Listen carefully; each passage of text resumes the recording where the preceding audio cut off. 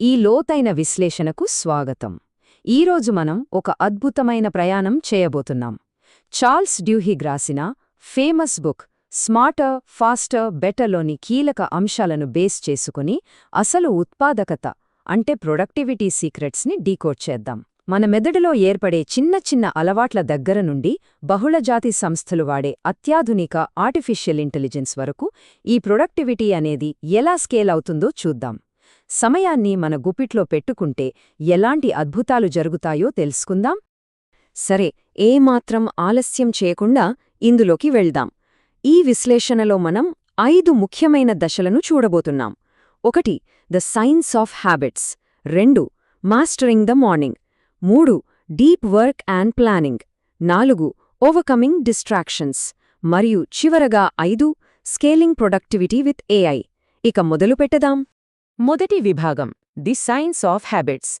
ఇక్కడ మనం అర్థం చేసుకోవాల్సిన బేసిక్ కాన్సెప్ట్ ఒకటుంది. మనం చేసే ప్రతి పని ఒక హ్యాబిట్ లూప్ పద్ధతినే ఫాలో అవుతుంది. డ్యూయింగ్ చెప్పినట్లు మొదటగా ఒక ట్రిగ్గర్ లేదా క్యూ ఉంటుంది. దాన్ని బట్టి మనం ఒక రొటీన్ చేస్తాము. చివరగా దానికి ఒక రివార్డ్ లేదా ప్రతిఫలం లభిస్తుంది. మనం ప్రొడక్టివిటీ పెరగాలంటే కష్టపడటం కన్నా ముఖ్యంగా ఈ లూప్ని కంట్రోల్ చేయడమే అసలైన సీక్రెట్. ఇది ఎంత అద్భుతంగా పనిచేస్తుందంటే, మొదటి ప్రపంచ యుద్ధం నాటికి పళ్ళు తోముకోవడమనేది పెద్దగా ఎవ్వరికీ అలవాట్లేదు.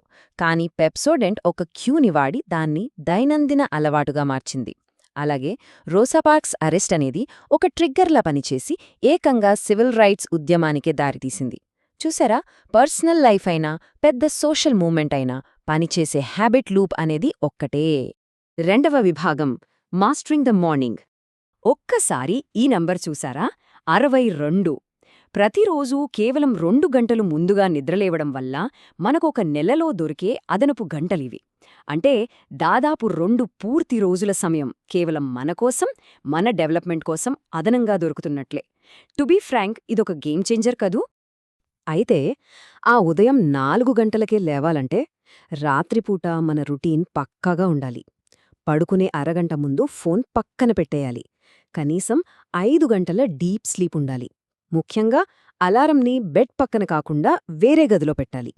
నడిచి వెళ్ళటాన్ని ఆపితేనే కదా ఆ నిద్రమత్తు వదిలేది. అలాగే లేచిన వెంటనే ఒక గ్లాస్ నీళ్లు తాగడం మన మెదడును తట్టిలేపే ఒక సూపర్ ట్రిగర్ లాంటిది. మూడవ విభాగం, డీప్ వర్క్ అండ్ ప్లానింగ్. ఉదయాన్నే మనం సంపాదించిన ఆ విలువైన సమయాన్ని ఎలా వాడుకోవాలో ఇప్పుడు చూద్దాం. 1945లో అమెరికా అనుకోకుండా సూపర్ పవర్ అయింది. కానీ 1950లో అప్పటి ప్రెసిడెంట్ హ్యారీ ట్రూమాన్ అలా వదిలేయకుండా ఒక స్పష్టమైన 50 సంవత్సరాల విజన్ని సెట్ చేశారు. ఆ ప్లానింగ్ వల్లే కదా 2000వ సంవత్సరం నాటికి వాళ్లు ప్రపంచాన్ని శాసించే స్థాయికి వెళ్లారు. దీర్ఘకాలిక విజన్ అండ్ ప్లానింగ్, అది మ్యాజిక్ అంటే. మరి మన వారపు పనులను ఎలా ప్లాన్ చేసుకోవాలి? ఇక్కడే డ్యూహెక్ పుస్తకంలో చెప్పిన మెంటల్ మోడల్స్ కాన్సెప్ట్ వస్తుంది. మొదటగా బ్రెయిన్ డంప్. మెదడులో ఉన్న ప్రతి చిన్న పనిని పేపర్ మీద రాయాలి. అప్పుడు మనకొక క్లారిటీ వస్తుంది. ఆ తర్వాత పనులను ప్రాధాన్యతను బట్టి విభజించి ఫోకస్ బ్లాక్స్లో ఎలాంటి డిస్టర్బెన్స్ లేకుండా వాటిని ఎగ్జిక్యూట్ చేయాలి. ఇక్కడ ఈ 90 అనే నంబర్ వెనుకున్న సైన్స్ చాలా ఇంట్రెస్టింగ్గా ఉంటుంది. దీన్నే అల్ట్రేడియన్ రిథమ్స్ అంటారు. మన మెదడు కంటిన్యూస్గా కేవలం 90 నిమిషాల పాటు మాత్రమే అత్యున్నత స్థాయిలో ఒక విషయం మీద ఫోకస్ చేయగలదు. ఆ తర్వాత ఖచ్చితంగా ఒక చిన్న బ్రేక్ కావాలి. ఈ 90 నిమిషాల టైం బ్లాక్నే మనం డీప్ వర్క్ అంటాం. నాలుగవ విభాగం, ఓవర్కమింగ్ డిస్ట్రాక్షన్స్. ఏకధాటిగా 90 నిమిషాలు ఫోకస్ చేయడం ప్రాక్టికల్లా చాలా కష్టం కదా. టెక్నాలజీ అనేది ఒక భయంకరమైన యజమాని, కాని ఒక అద్భుతమైన సేవకుడు. ఇది ఎంత నిజమైన మాట. స్మార్ట్ఫోన్లు మన అటెన్షన్ని లాగేయడానికే డిజైన్ చేయబడ్డాయి.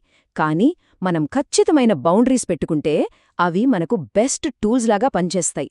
మనమే వాటికి మాస్టర్గా ఉండాలి. సో ఇక్కడ మనం గుర్తుంచుకోవాల్సిన అసలైన పాయింట్ ఏమిటంటే ఈ 5 మినిట్ రూల్. ఏదైనా పని మొదలుపెట్టాలంటే మనకు భయంకరమైన బద్ధకం వస్తుంది కదా, అప్పుడే ఈ సైకలాజికల్ హ్యాక్ వాడాలి. ఆ కష్టమైన పనిని కేవలం 5 నిమిషాలు మాత్రమే చేస్తాను అని కూర్చోవాలి. ఆ ఒక్కసారి మొదలుపెట్టాక వచ్చే మొమెంటం మనల్ని ఆపనివ్వదు. జస్ట్ 5 మినిట్స్ అంతే. సరే, ఇక్కడి వరకు మన పర్సనల్ ప్రొడక్టివిటీ గురించి మాట్లాడుకున్నాం.